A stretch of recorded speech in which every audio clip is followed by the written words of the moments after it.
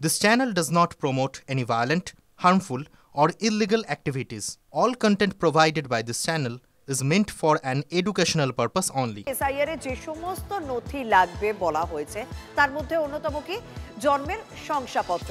তাই সাধারণ মানুষ যেহেতু উদ্বেগে রয়েছে তাই জন্মের শংসাপত্র নেওয়ার এই মুহূর্তে হিড়িক দেখা যাচ্ছে। বিগত কয়েকদিনে কলকাতায় অনেকটাই বেড়েছে বার্থ সার্টিফিকেটে রেজিস্ট্রেশনের সংখ্যা। আমার সঙ্গে রয়েছেন আমার সহকর্মী সায়ন্ত বিষয়টা জানাবে। তবে আপনাদেরকে আরও একবার জানিয়ে রাখি, অনলাইন হোক বা অফলাইন জন্মের শংসাপত্র নেওয়ার জন্য চাহিদা ক্রমশই বাড়ছে।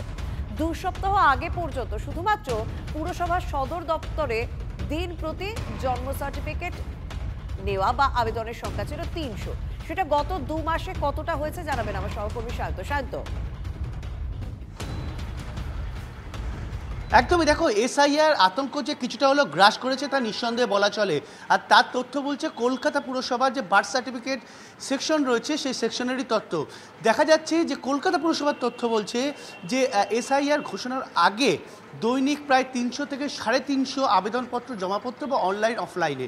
কিন্তু এসআইআর ঘোষণা হওয়ার পর থেকেই কলকাতা পুরসভার এই যে বার্থ সার্টিফিকেট সেকশন রয়েছে সেখানে দৈনিক প্রায় 500 থেকে 550 আবেদন জমা পড়ছে এবং সেটা অফলাইন অনলাইন তো শুধু আছেই, একই সঙ্গে জন্মসাল চেঞ্জ করা বা বার্থ প্লেস চেঞ্জ করা একাধিক আবেদনপত্র কিন্তু এই বার্থ সেকশনে জমা পড়ছে।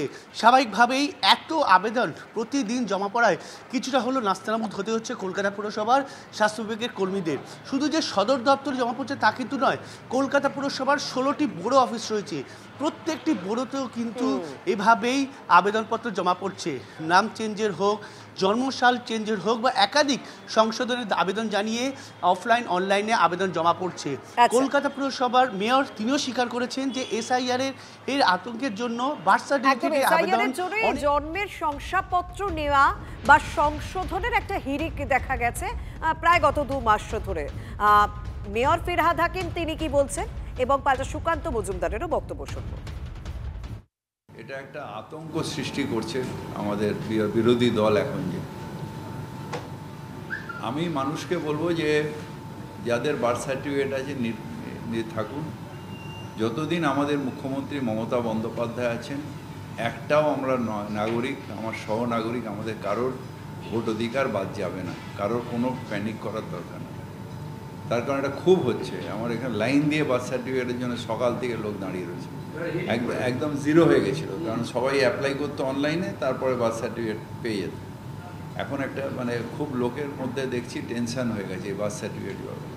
এটা একটা ভয়ের পরিস্থিতি আমাদের বিরোধী দল বিজেপি করে রেখেছে, একটা ভয়ের পরিস্থিতি। হঠাৎ আগে ইডি সিবিআই দিয়ে আমাদের ভয় দেখালো, আমরা ভয় পেলাম না, এবার মানুষকে ভয় দেখাচ্ছে। এটা খুব দুর্ভাগ্য।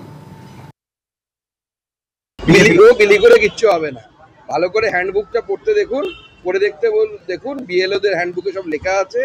যতই পরে বার্থ সার্টিফিকেট দেওয়া হোক, এখন যদি আমি আমার বার্থ সার্টিফিকেট তুলে আনি, আমার বার্থ সার্টিফিকেট নেই, তো আমি এখন যদি বার্থ সার্টিফিকেট তুলতে যাই পুরনো বার্থ সার্টিফিকেট হবে না কিভাবে?